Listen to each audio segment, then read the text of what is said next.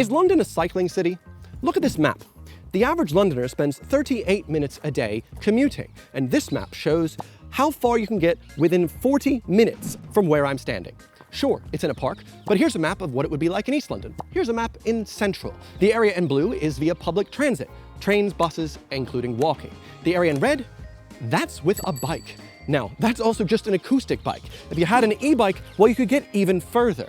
And if you're like me, you probably assumed the tube would be fastest. But this map, this isn't even the greatest revelation I'll be sharing in this video. You see, this map is really what set everything off for me, because I never needed to see this map to feel it. All it took for me was just one ride from East London to West that opened up the entire city of London to me. My name is Edinger, and I've been cycling over 2,500 kilometers through the city. And today I'm going to tell you why I stopped taking the tube, and maybe, just maybe, why you should too.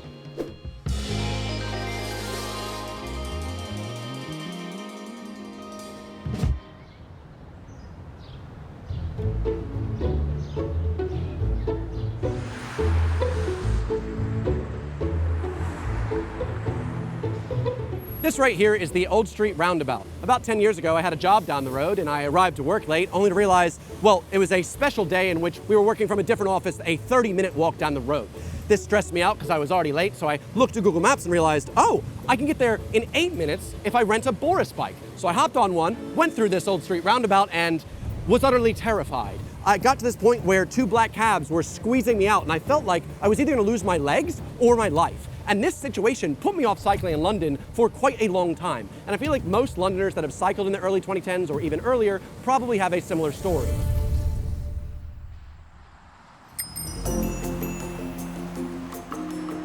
Things have changed a lot since then. Even this very roundabout now has a protected cycle lane. So that fearful time from my past is no longer a thing. And this is just one roundabout, but this has been happening all across London. What effect could this possibly have?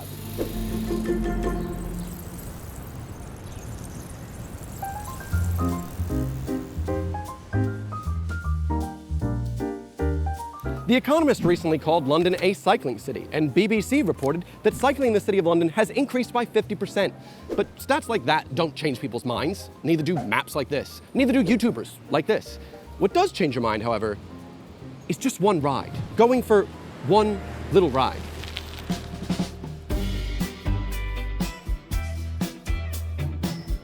For me, that journey was from Canary Wharf all the way to Chiswick. It's 25 kilometers, and the friends that were cycling with me for this journey weren't exactly seasoned cyclists.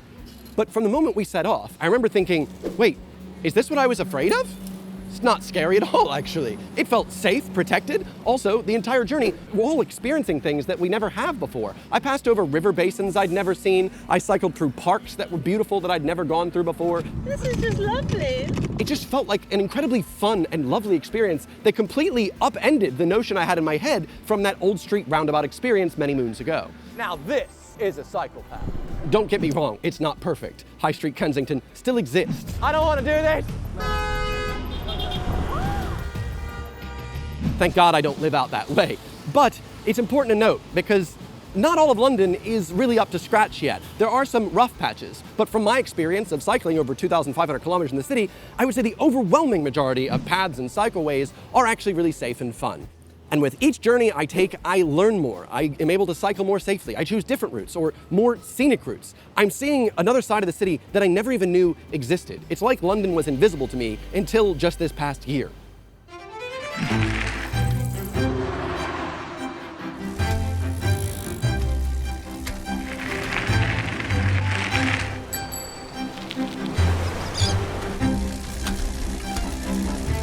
As a Londoner, if you want to walk somewhere, ideally it's somewhere within a 20-minute walk, because usually anything within 20 minutes is easy enough to justify. Now, if we translate that to a bike, well, 20 minutes via bike is such a larger area that your internal map expands so greatly. Your neighborhood is no longer this small 20-minute radius by walking around your house, but now this huge, sprawling landmass. It's so exciting. I could have never made my Jelly Deals video without this bike. Why? So many of the filming locations were really poorly connected via public transport, and I pretty much had to get to them with a bike. Now, when it comes to longer journeys, I found cycling completely has changed my perspective. The other day, my mate invited me to a flash mob wedding proposal at his place in Streatham. Now, previously, when I had to go to Streatham, I'd probably be thinking like most Londoners, oh, God, gotta go all the way to Streatham. Why does he gotta live in Streatham? It's just not that well connected on the underground. However, this time, I was thinking more, oh, I get to go to Streatham. You know, now I get to cycle through some neighborhoods I haven't seen. Now I get to cycle through some parks and learn more about that area just by passing through.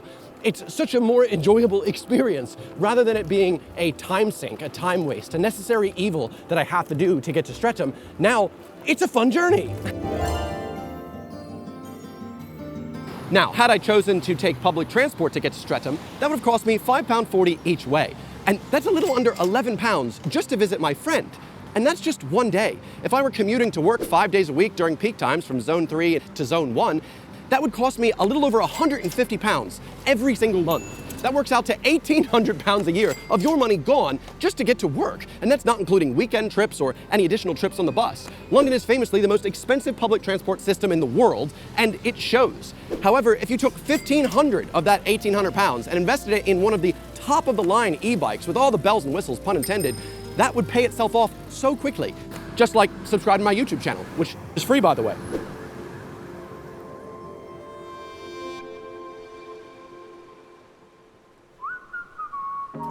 But besides the financial benefits and the time savings is the most obvious benefit, your physical health. In the years since I started cycling, on an e-bike, mind you, I've already burned over 27,000 calories. And that equates to about 3.5 kilograms of body fat burned. That's crazy. And what's crazier is I didn't do anything to go out of my way to do this. That's kind of the magic of it all. It's literally just me going from point A to point B, as opposed to like, oh, I've got to remember to do a workout today. I've got to remember to go for a run. No, I'm not adding anything extra into my schedule. This is just a way of getting around. And it's pleasant. I can't stress that enough. And no, I'm not drenched in sweat either. That's the beauty of the e-bike. It's the great equalizer. I sure am on an e-bike, and so I'm getting a little bit of assist, but my heart rate is still increased. I'm still moving my legs. I'm still getting all the health benefits. All that I'm not having to worry about is the sweat-inducing elements. Starting from stop, no longer super difficult. Tackling a hill no longer causes me to need to catch my breath. Well, unless I choose to. Actually, now might be a good time to explain to you how this e-bike nonsense works. Because a lot of you, when I mention e-bike, are probably thinking the same thing.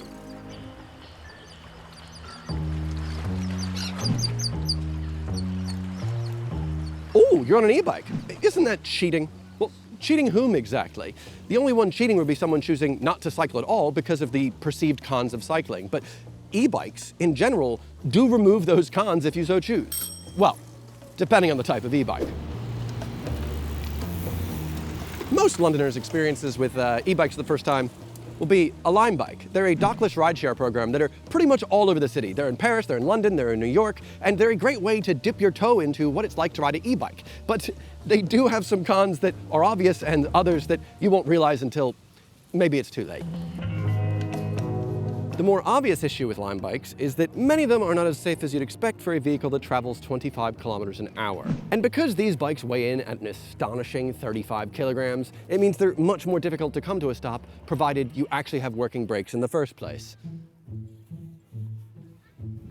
My e-bike here is actually nearly half the weight of the Lime bike, and you can tell that when you're maneuvering around, but also, more vitally, when you're carrying your e-bike up the stairs of the Greenwich Foot Tunnel, because both councils that are supposed to be managing that tunnel are full of twats.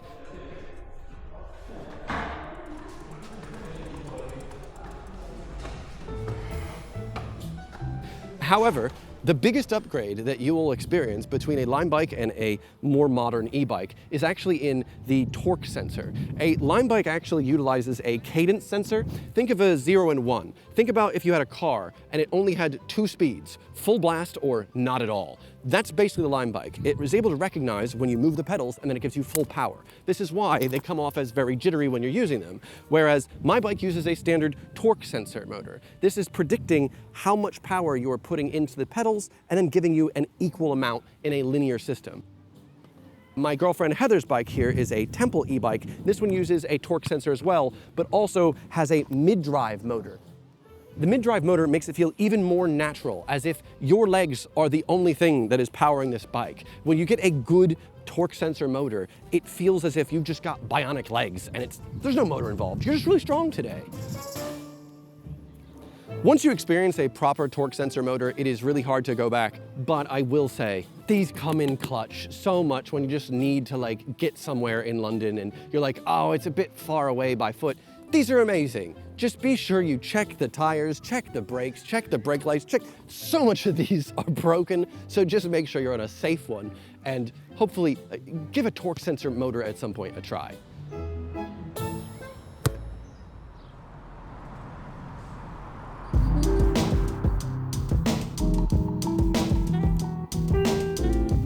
But circling back, when we compare a nice e-bike to an acoustic one, I'm sure most people that consider e-bikes cheating are comparing it to an e-bike with a cadence sensor, which for all intents and purposes is doing most of the work. However, most modern e-bikes with a torque sensor allow you to dial in the assist the way you want. You want to have a sporty trip in which you're burning a lot more calories? Go for it, turn the assist down. You want to just have a pleasant journey, not sweat at all, and just enjoy the ride while still getting all the health benefits? Turn the assist up. That's what it's there for, after all. And hey, turning your assist down gets you better battery life, so it's kind of a win-win. Usually what I like to do is leave the assist fully on. That helps me get to 25 kilometers an hour. And that's when the assist cuts off, as legally mandated by EU and UK law. However, at that point, I like to push it and use my own legs to get to 30 kilometers an hour. And then when I get exhausted, I can just let it slowly go back to 25 kilometers an hour. But I'm still getting my heart rate up, and it's kind of a choose your own adventure model, really. But speaking of choose your own adventure, I think that's probably one of the biggest reasons that cycling has been so incredibly fun to me, is it just reminds me so much of video games.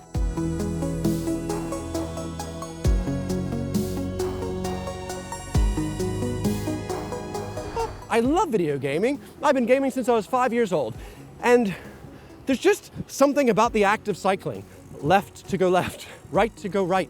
It's like I'm interacting with the world around me as if I'm in a video game. Plus, you know, like those really nice games, let's talk about Pikmin, let's talk about Pokemon, where after you put like 3-4 hours in, you've kind of got the gist of the game.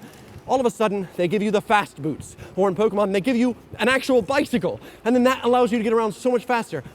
How often are you still using your legs in the game? No, you pretty much register the bike to the select button and you're cycling everywhere. Though to be fair, in Pokemon, it's a little bit easier to get around and such because you don't actually have to park your bike anywhere.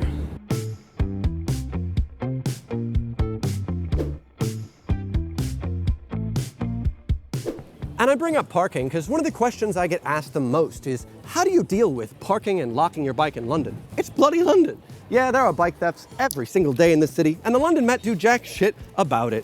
Wouldn't the fear of like leaving your bike in London overwhelm you? Yeah, my first month of riding my bike, I was actually really scared about that. However, a combination of two small things removed my anxiety completely. The first of which being a really nice lock. This is a Foldy Lock Forever from CT Lock, and it's just got a lot more space to give than the standard D locks. It is gold certified. I'll leave a link for this one in the description. I really love him for how versatile he is.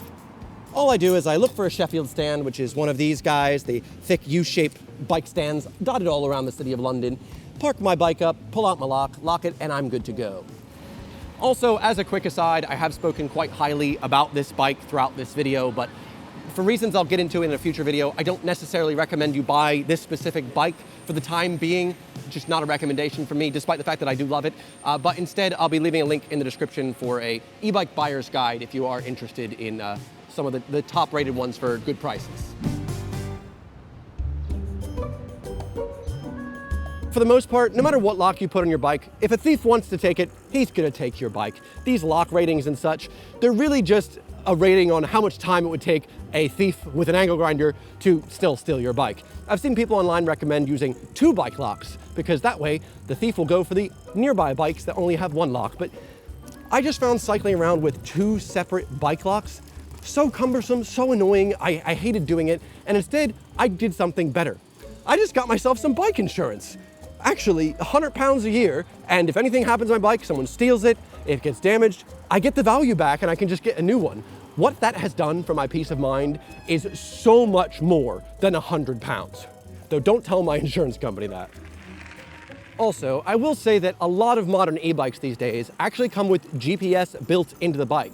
In fact, the one I'm on has that. So if someone starts moving my bike around when I'm not nearby, I will get alerted about it in my app, which is super convenient. Also, it's a good idea to place an AirTag somewhere on your bike so you can also access it using Find My.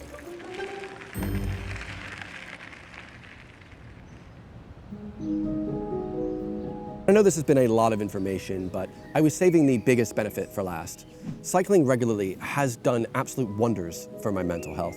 I could point you to studies showing that adult commuters that commute by bike have way less chance of being stressed than commuters who commute by other modes of transport. And I could point you to so many other studies showing similar things. But to speak personally, none of that even begins to scratch the surface. Cycling regularly has had a way of changing the way my mind works with no psychedelics involved. On the tube, I always end up looking at my phone, maybe listening to music or trying to read the adverts on the side of the carriage, just to avoid eye contact with fellow Londoners, as is London tradition. But on a bike, I'm actively choosing where to go. I'm outside constantly. I'm much more in tune with the area I live because I'm seeing it so much more regularly. Cycling has found a way of making it feel like every day that I cycle in London is a day I feel like I'm on holiday in the city I call my home.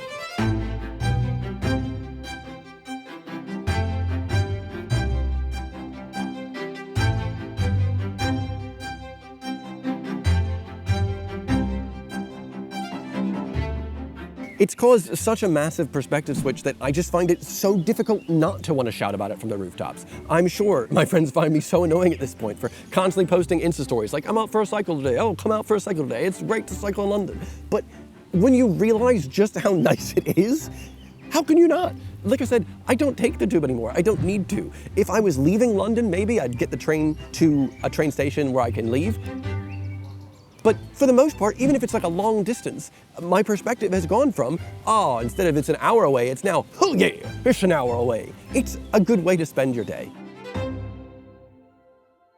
It might come off as cringe, but the amount of times that I've been out for a cycle just to get around and I have this thought pop into my brain, which is, this is the greatest day of my life.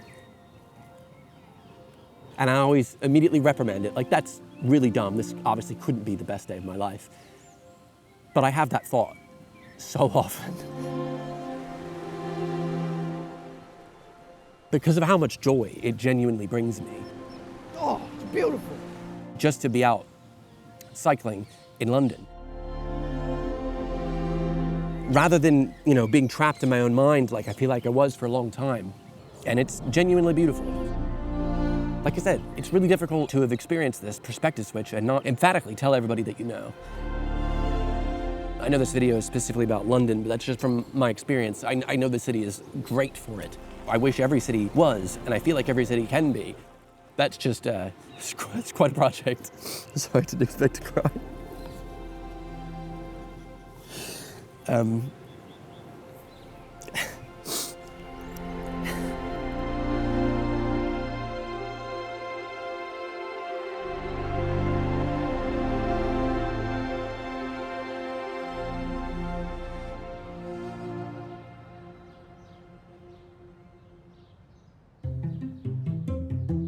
And day in and day out, every day I'm out cycling, even on the same routes, I notice more and more that I hadn't before. Maybe a new cafe has opened up. Maybe I notice how beautiful the lighting is in this specific street at this specific time of day in this specific season. It's incredibly meditative to be so present at all times, which is just kind of part of it. It feels like you're more in tune with the neighborhood around you, which of course, as I said, is a much larger neighborhood than you're expecting. I even cycled through winter, scarf and all. I thought I would hate it because, oh, it's too cold, and I got a little scared about it, but as soon as I got out there, I was like, oh my God, it's amazing. Rain or shine, cycling is just a lovely way to see the city.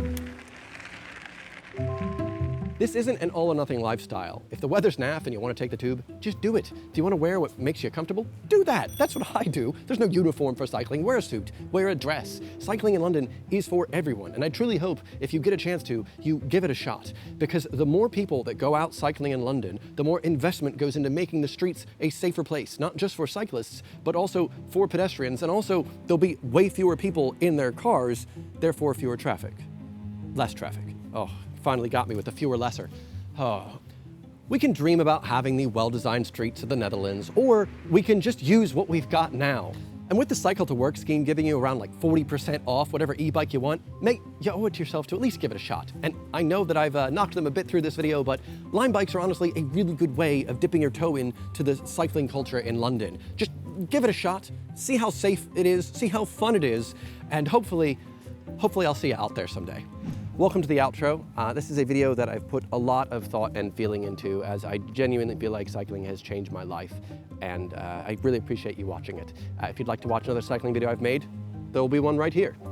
Either way, thanks for watching, and I'll see you next Sunday. Goodbye.